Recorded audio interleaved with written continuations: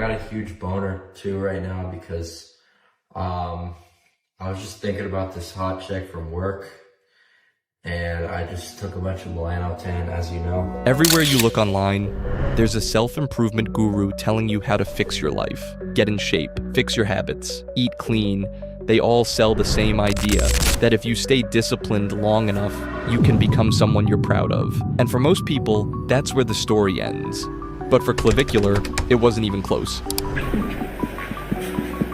You feel it? You feel your bones growing? I don't need it anymore. Clavicular is part of a growing subculture online, one that believes you can improve your appearance. This group is called Looksmaxing, and it has two sides. On one side, it's simple. Get a better haircut, take care of your skin, go to the gym, small changes that make you look better. But on the other side, it becomes something else entirely. Surgery, steroids, self-harm. And Clavicular has become the face of that extreme, even going as far as using crystal meth in the pursuit of perfection. I use crystal meth, so methamphetamine, as a stimulant. Not only is he using meth, he's also telling thousands of his followers to use cocaine before going out, claiming it will make them more successful with women. If you want to go out and have success with girl, always do cocaine.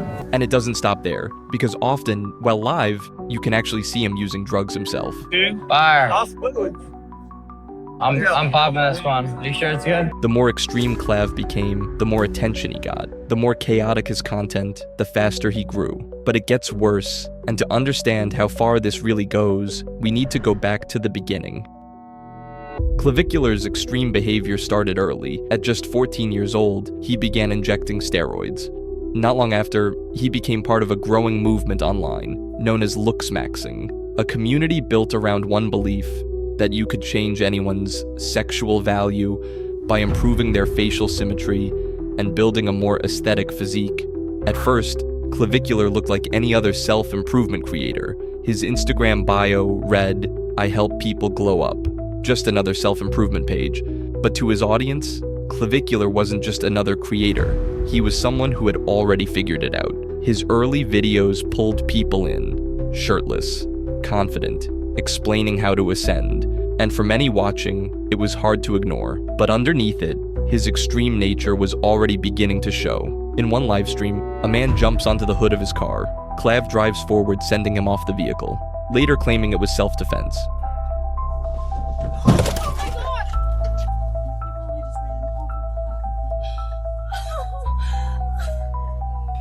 Is he dead? I don't know. Hopefully. After a series of viral clips, Clavicular's name started spreading online. He began collaborating with larger influencers, gaining even more attention.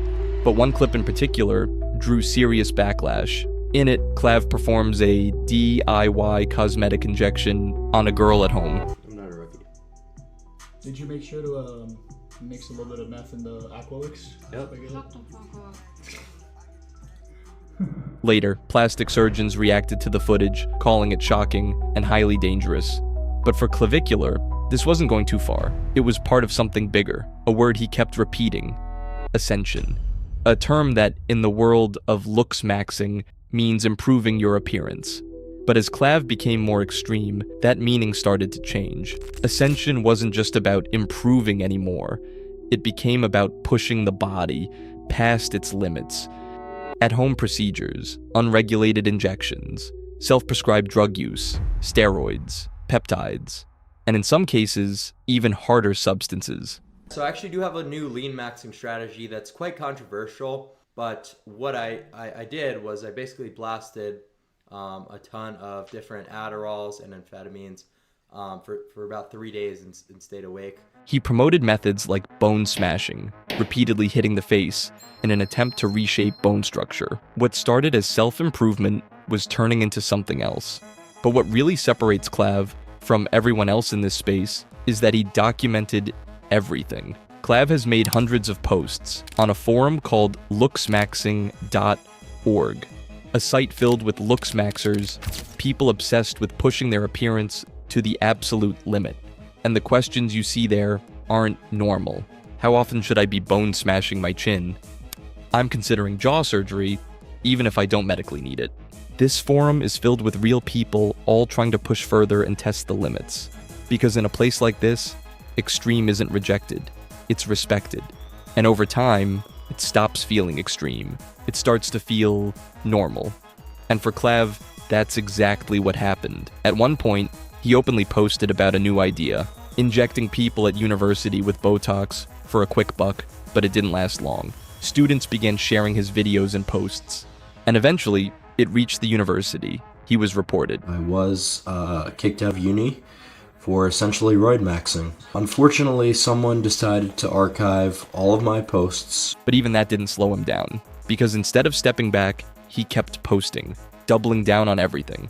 In one post, he claimed that looking at other men's cocks wasn't gay, if it was done for aesthetics. Not attraction, just analysis. In his world, everything was reduced to optimization. And that's when it becomes clear. This was never just self-improvement. It had turned into something else entirely. As Clav's ego and drug use grew, so did the disconnect from reality. And as he fell deeper into his looksmaxxing persona, the way he treated people started to change. You do me the courtesy of, after all these conversations that I don't even want to...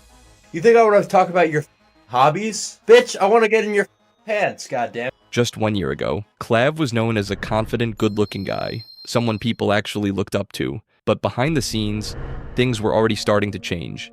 His drug use was escalating, and online, his following was growing. The more extreme he became, the more attention he got. And the more attention he got, the further he pushed it. And that's when things started to spiral. Because it wasn't just the content getting more extreme, it was his reality starting to break. At first, it's easy to miss. Small changes. The way he talks, the way he acts. But over time, it becomes impossible to ignore. My dad said full-blown drug addict, sad. My dad said that. Don't say that right now. Oh, Dad. Don't say that. Dad, I'm making money. What the fuck do you want me to do? No, don't say that. Next stream we'll give shit to the homeless or something. The drug use was getting worse. Fuck no. I'll just take some meth. And according to people around him, it wasn't just occasional, it was becoming normal. Bro, I'm telling you right now, I like the guy. I like him. Now, I will tell you guys the real truth. I don't know if I'm being a fucking snitch. I've never seen someone snort meth ever in real life. I literally witnessed Clav snort meth, and I didn't know how to feel. I did not know how to feel. That's not someone in control. That's someone getting worse. The drugs, the way he's acting, it's not slowing down. If anything, it's escalating. And when it reaches that point, it doesn't stay online. One night, it spills into real life. Clav becomes involved in a violent altercation, assaulting multiple people, including a 56-year-old woman and a 63-year-old man.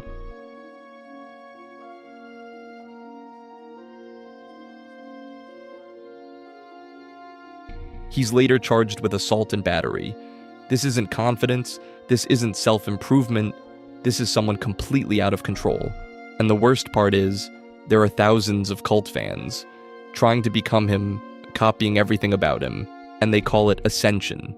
Subscribe for more.